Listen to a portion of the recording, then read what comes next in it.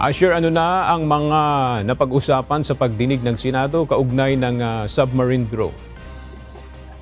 Pagka unang nilinaw ni Senate Majority Leader Francis Tolentino, Chairman ng Special Committee on Philippine Maritime and Admiralty Zone, ang layo ng isinasagawang investigasyon ng Senado kaugnay ng na-discovering submarine drone, partikular na sa Masbate. Kabilang dito ang pagpapabuti ng implementasyon, posibleng pag-amyenda o pagbubuo ng batas para maprotektahan ang soberanya ng Pilipinas.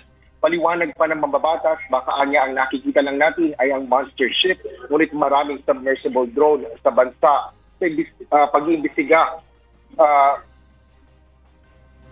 Sa pag-iimbestiga sa nilalaman ng naturang aparato, may pangamba rin na baka sumabog ito kapag binuksan. Isinalaysay naman ng tatlong mangingisda sa Masbate kung paano nila nakita ang submarine drone.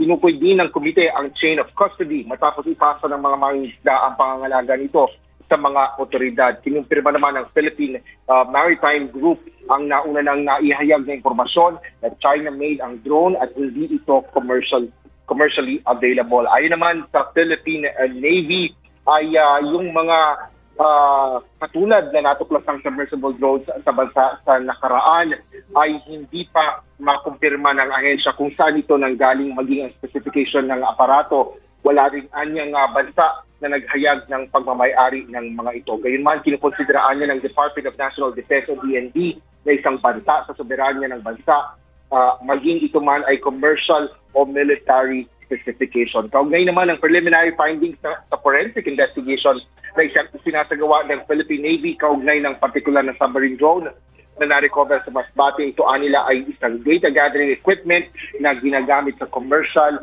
scientific o maaari din sa military. Yan muna ang latest dito sa Senado. Balik tayo aga. Maraming salamat, Asher Cadapan Jr.